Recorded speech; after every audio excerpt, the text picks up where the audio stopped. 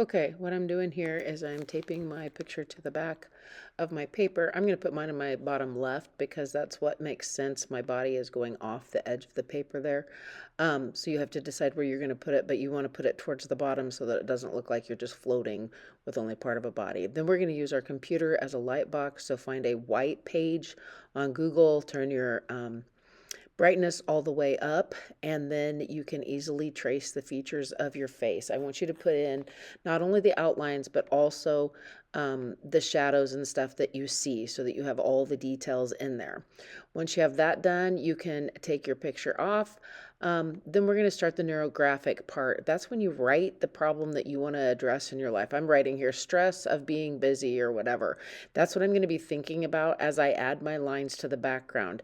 You're just kind of let yourself go here, draw whatever lines you're thinking or whatever lines you're feeling as you're thinking about that problem. I'm going to try not to go over my face, but later on we're going to connect these to our face.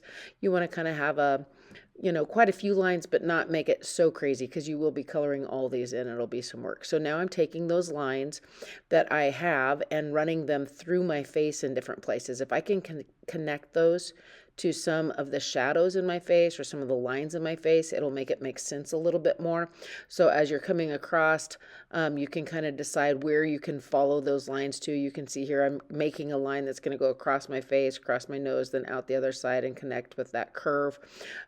So we just want to connect what's in the background with the portrait of our face and the lines that we see there and add a few more lines in. That's probably the toughest part to understand, but whatever you do works. Once you have that, if you need to add a few more lines to divide up space, that's what I'm doing here. That's absolutely fine. Your next step will be to take a black Sharpie and start outlining everything on this picture. So I'm going to start with all the lines that I had for my face and my portrait. Then I'm going to do all of the lines in the background that I've done.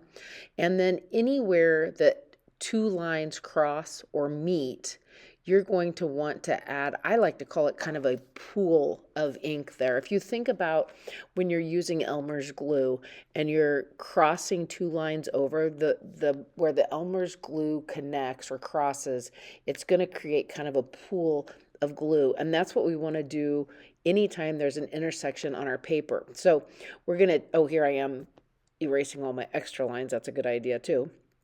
But we're going to take anywhere it crosses over, and instead of having like a sharp edge there, we're going to kind of create a softened line. Lots of times I talk to kids about like try and make a C or a backward C to kind of make it look like it's just easing into that other line.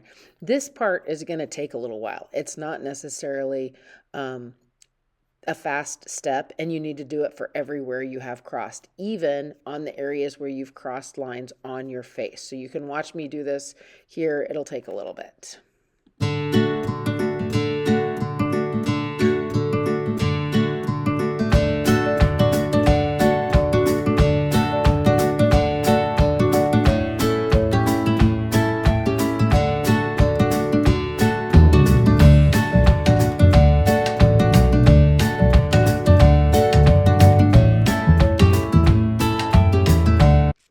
Okay, so the next step is to add color. And I have some special markers. They're alcohol markers. They do some blending. I have a lot of different colors for faces. Some of them just don't last very long, so we'll do the best we can. You can see some of these colors are not perfect. Some of them are too brown. But we're going to do our best to come up with flesh-colored markers for our faces and try and use some different darks and lights to create shadows in the face.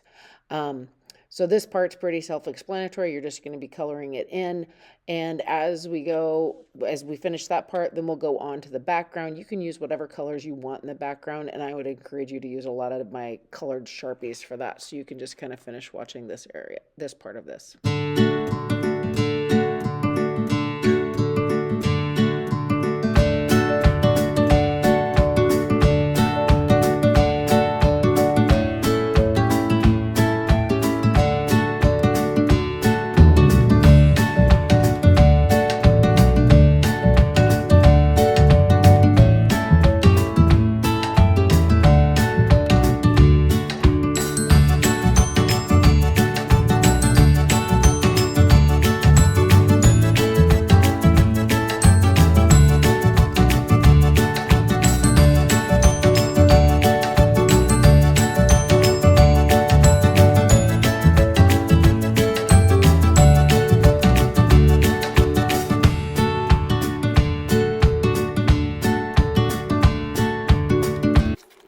Okay, you can see I have it all colored, and my final step on this is to just take and journal some things in the background about yourself. I want this to be a revealing self-portrait.